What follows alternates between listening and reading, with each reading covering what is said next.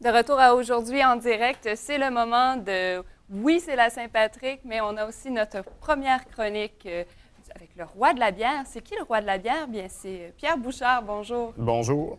Donc, vous êtes du marché Centre-Ville et là, c'est une première de plusieurs chroniques. Évidemment, on s'entretient à propos de la bière, ce produit que je pense que les Québécois, on aime ça. Il n'y a pas que les De plus en Irlandais. plus, de plus en plus. On travaille fort, en tout cas. Et là, vous allez nous faire découvrir cet univers.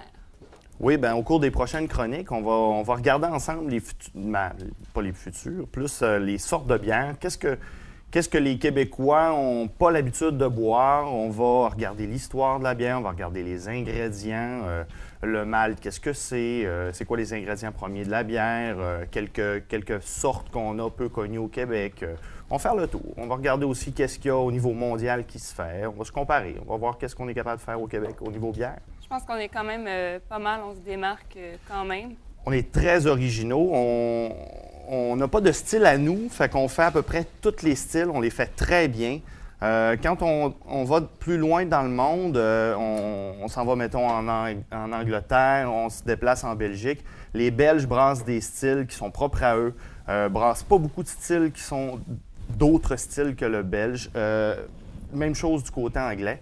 Tandis que nous, on n'a pas ces principes-là ici. On brasse de tout.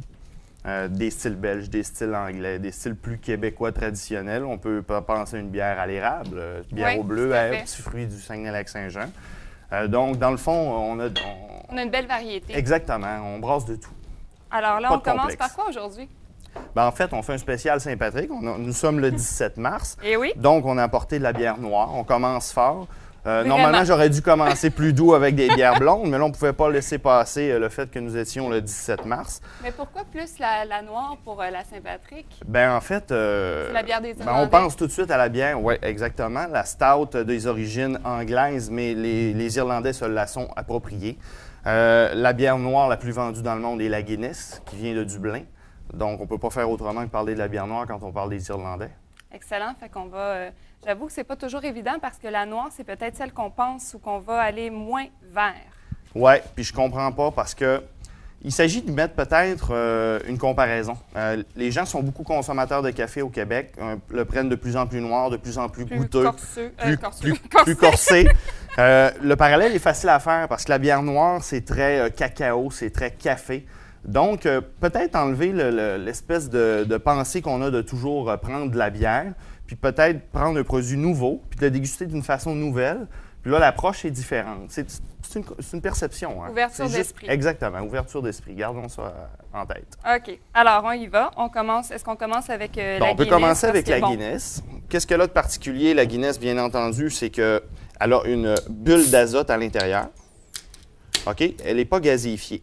On veut recréer le système de draft, si on veut, autrement dit la bière pression, qui caractérise si bien la Guinness. Donc, elle n'est pas gazéifiée. Le gaz, c'est de l'azote contenu à l'intérieur d'une boule de plastique à l'intérieur.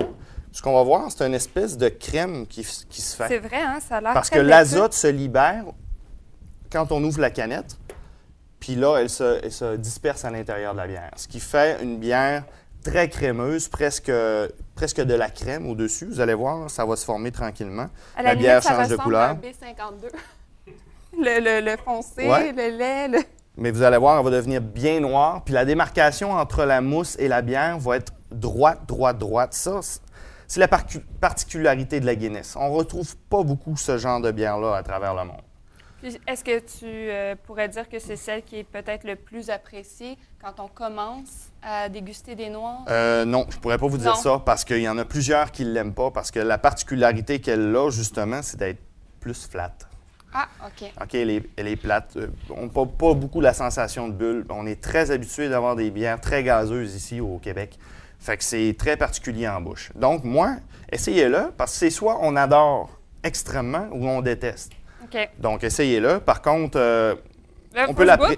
Ben oui, je pense que oui. Hein? Oui, on m'encourage en studio, ben oui.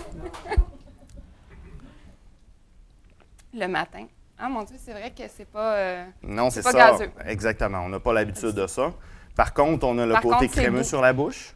Oui. Ça rappelle beaucoup la crème. Fait que le rapport café est très présent. Ceux qui sais, on a presque la crème en bouche, là, à cause de la mousse, la sensation que ça nous garde sur la langue. Mais je trouve ça doux. Oui, c'est une bière très douce. J'aurais pas de la difficulté à prendre ce genre de produit-là. D'ailleurs, j'aimerais faire un parallèle. Il y en a plusieurs qui vont penser alcool et force. On va tout de suite arrêter ça. Ça n'a pas du tout de rapport. On va prendre l'exemple là. La Guinness, c'est une bière à 4,2 d'alcool. Donc, c'est pas une bière très... C'est un faible pourcentage parce que la majorité des bières régulières sont à 5 5, ouais. Donc là, on est proche d'une bière légère. Par contre, ça ne veut pas dire qu'elle n'a pas de goût à cause du grain qui est à l'intérieur. Donc, on va enlever le taux d'alcool et le goût n'ont pas nécessairement de lien ensemble. OK. Donc, c'est là où est-ce que les gens, quand on se prend de la méprennent. bière, on veut prendre le goût et non pas l'effet. Bien, le meilleur exemple, c'est dans le vin. On va prendre 2 vins à 12 d'alcool, puis on va en avoir un très corsé, l'autre très fruité. Donc, Tout à fait. Pas du tout de rapport.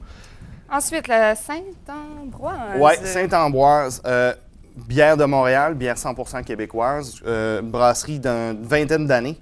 Brasse, à mon avis, une des meilleures noires au monde. Ça, c'est pas gênant. On l'appelle la stout à l'avoine. Donc, c'est une bière qui n'est pas seulement de grains d'orge, elle est aussi de grains d'avoine, ce qui lui ajoute une onctuosité incroyable. Une bière très recherchée. On ne peut pas la trouver partout. Parce que, étant donné que c'est une bière noire, souvent, ces petites microbrasseries-là n'ont pas beaucoup de place en tablette. Fait qu'ils font le choix de prendre des produits qui sortent davantage que les bières noires. Par contre, que si vous en voyez en épicerie, sautez dessus. C'est une belle découverte. C'est une très, très, très bonne bière. Je te laisse y goûter. Tu vas voir la différence entre... Ouais. Oh mon Dieu, c'est différent comme texture. Hein? Oui, Juste, absolument. Ben là, premièrement, c'est une rapidement, bière visuellement, gazée. je ne sais pas si on peut la voir à la caméra, là, c'est vraiment différent. Oui, là, on a une bière avec... elle est gazée, donc c'est pas un système semblable à la Guinness. Tu vas voir, c'est très corsé comme goût. Ouais. On est loin des saveurs de la Guinness. Très particulier. Mais c'est bon, j'ai appris à apprécier la noire, puis je te dirais que maintenant, je trouve que c'est pratiquement plus agréable au niveau justement du goût. Oui. Ben, on a du goût. On a, oui. On a du goût. C'est pour ceux qui sont en recherche de saveur, ben, la noire, je pense, c'est quelque chose de particulier. Plongez-vous, essayez-le. Les amateurs de rousse vont trouver un goût différent, parce que c'est plus torréfié, moins caramélisé. On a moins le goût du sucré, plus le goût du café. Ça, tu vas nous expliquer à un moment donné oui, absolument. ce que ça veut dire, parce que les termes, on n'est peut-être pas familier là, avec... Bon, on connaît c'est les très termes, près du café, hein, OK. Parce que le café, on prend le grain normalement qui est vert. Ce qu'on lui fait, c'est qu'on le sèche et ensuite on le torréfie, on le brûle.